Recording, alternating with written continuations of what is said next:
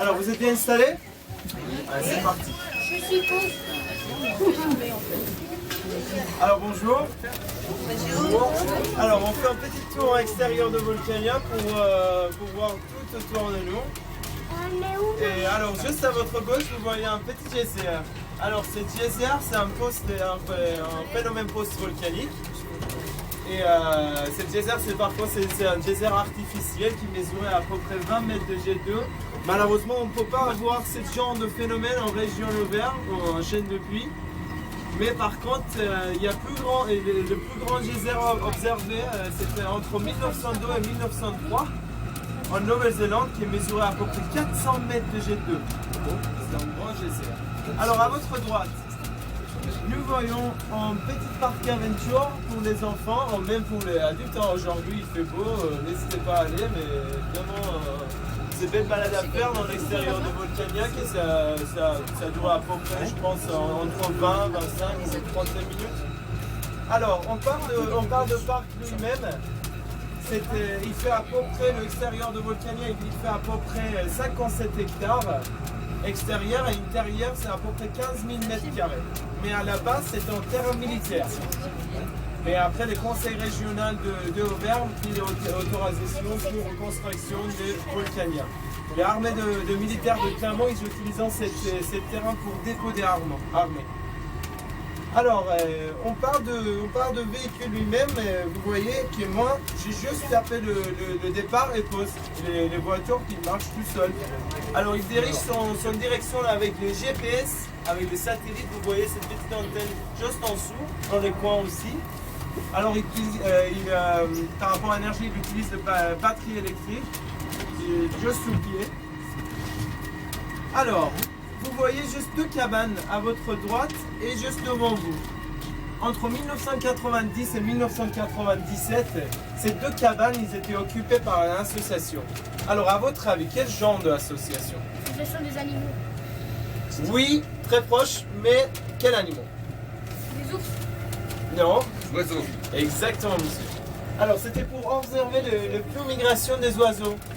Alors, vous voyez les chaînes de pluie, il est sourd en zone de nord et sud. Alors, c'était vraiment quand des oiseaux, ils étaient froids. Alors, ils cherchent la chaleur, alors dans le sud. Alors, leur repère en Auvergne, c'était chaîne de pluie. C'est pour ça que c'était vraiment une bonne location pour les deux cabanes pour observer à peu près 300 000 oiseaux qui passent en dessous de chaînes de pluie chaque année. Alors, parle un peu de végétation et des reconquêtes végétales. Vous savez qu'on est sur un coulée de lave de le pays de l'MTJ il y a 30 000 ans. Alors, à votre avis, reconquête végétale dans une destination comme Auvergne, dans la région Auvergne, ça dure à peu près combien de temps? Et il faut savoir, après le lave refroidir pour avoir le petite forêt. Vous avez une idée? 50 ans. Un peu plus? 65. Plus. Un peu moins, 3000. Alors, je vous explique. Reconquête végétale en région comme Auvergne, ça dure à peu près, on peut dire, entre 250 ans et 300 ans. Mais par contre, en destination comme Nouvelle-Zélande, vous voyez la serre, la jardin volcanique antérieur de Volcania. Alors, en destination comme Nouvelle-Zélande, ça dure à peu près 50 ans. Parce qu'il fait plus chaud, c'est plus humide. Mais ici, en Auvergne, on a un climat à peu près, on peut dire, moins chaud et pas très humide. Alors, par rapport à la végétation que nous voyons, ici on peut avoir de mousse, des lichens, les graminées. Si on monte un peu, on peut avoir l'arbuste, le sapin et les forêts. Alors, juste devant vous, nous voyons le volcan. Alors, pourquoi tout autour de nous, c'est relief et nous, on est sur une surface très plate. Alors, pourquoi? À votre avis? C'est l'ancien volcan. C'est un cratère. C'était juste au milieu, non? Non, mais quand même il y a une relation avec le volcan, une connexion avec le volcan. Alors, je vais vous dire déjà qu'on est sur un coulée de lave du pays de l'MTJ. C'était un volcan avec un cratère égolé, et maintenant on ne peut pas avoir parce qu'il est effondré en fait. Alors cette coulée de lave, on est sur la coulée de lave, c'est pour ça que cette surface est plate.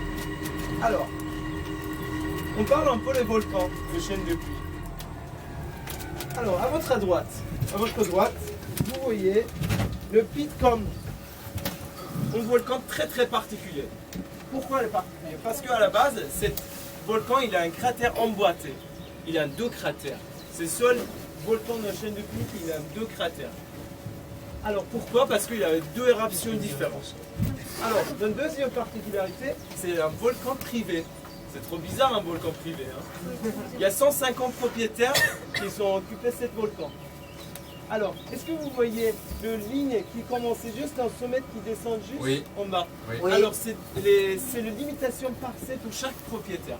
Alors, pourquoi ils ne sont pas partagés les volcans carré par carré? Pourquoi? À votre avis? Pour pouvoir avoir à la fois le haut et le bas. Exactement, c'est pour voir la même végétation. Alors. Parce qu'ils vont utiliser cette bois pour les bois, les arbres pour les bois de chevaux. Alors, et en plus, il y a l'autre, on peut dire la pointe qui c'est pas vraiment intéressant parce que c'est un peu dommage parce qu'on ne peut pas monter sur le Pitcomb parce que c'est un volcan privé. On ne peut pas avoir de chaque propriétaire pour prendre l'autorisation. C'est vraiment difficile. En plus, on n'arrive pas à voir peut-être on peut avoir les 100, mais les dernières 50, on ne sait pas ils sont où en fait. On n'a jamais trouvé quoi. Et ça viendra, ça viendra. Ouais, on espère. Heureusement que les constructions sur le volcan c'est interdit, sinon pas de très très belle image de Pitcomb. Alors juste à côté de Pitcomb, on peut voir le Pit Dome, le sommet de chaîne de pluie avec 1465 mètres de hauteur. Alors vous voyez cette antenne, c'est une antenne de télécom. Est-ce que vous venez de région? Oui. Alors, est-ce que vous êtes déjà monté, fait le balade de Pitcomb? Hier. Non? Hier? Est-ce que vous essayez ce terrain crémaillère? Non. Oui. Parce qu'il y a un terrain qui est panoramique qui monte. Alors si, pour les personnes qui ne sont pas bien des régions, si vous restez dans les régions quelques jours, c'est une belle balade à faire, ça dure à peu près 1 heure, entre 1 heure et 1 heure 30 minutes. Et il y a un terrain, il y a la crémaillère aussi qui est vraiment, c'est génial. Mais il y a pas d'information ensuite, il y a un restaurant panoramique, mais il fait beau dans cette semaine, profitez bien dans les régions de Auvergne. Alors, à votre droite, vous voyez un fort pyramidal. Il y a un volcan avec les formes pyramidales. Est-ce que vous voyez? Il est un peu plus clair, il est un peu plus vert. Alors c'est Parieux. Alors Parieux, c'est un super modèle volcan de chaîne de pluie. À cause de son beau cratère, il fait à peu près 330 mètres de largeur, le cratère est 92 de profond. Alors c'est l'une des plus profondes cratères dans chaîne de pluie. Alors, vous connaissez Parieux avant ou pas? Est-ce que vous avez déjà vu l'eau de Volvic? Exactement, oui. C'est le symbole de l'eau de Volvic. Mais par contre, l'eau de Volvic, il ne vient pas de Parieux. Hein. Il vient à peu près, je pense, 10 km, non, je suis sûr, 10 km dans le nord de Clermont-Ferrand. Mais c'est juste, ils sont utilisés pour symbole de l'eau de Volvic. Alors, enfin, les plus jeunes volcans de chaîne du pluie. Alors, le cône de Volcania, il a à peu près 12 ans. Alors, le plaque extérieur, ce sont les roches volcaniques de Pitcomb, qui étaient dans éruption. Cette Pitcomb, c'était dans éruption il y a 16 000 ans. Et le plaque intérieur, c'est son inox, traité à la vapeur de titane. C'est pour ça qu'il est doré. Alors, grâce à cette forme particulière dans le cône de Volcania, on peut avoir le reflet de lumière du soleil jusqu'à niveau -2. Alors, il était imaginé par Hans Hollein, architecte autrichien. Et vous savez que le 3/4 de construction de Volcania, c'était souterrain. C'était sur le coulé de lave, le pays de l'MTG. Pourquoi? Pourquoi souterrain? À votre avis, est-ce que vous avez une idée? Je vous explique. Pour ne pas dénaturer le paysage de chaîne de pluie. Le chaîne de pluie, il est candidature de patrimoine mondial de l'UNESCO. On peut avoir le répondre de l'UNESCO, je pense, dans on peut dire fin juin. Alors, Volcania soutient cette candidature. Alors, c'est pour ça qu'on n'a pas envie vraiment de dénaturer le paysage. Mais c'est juste sur le bâtiment qui est construction, c'était extérieur, c'était restauration.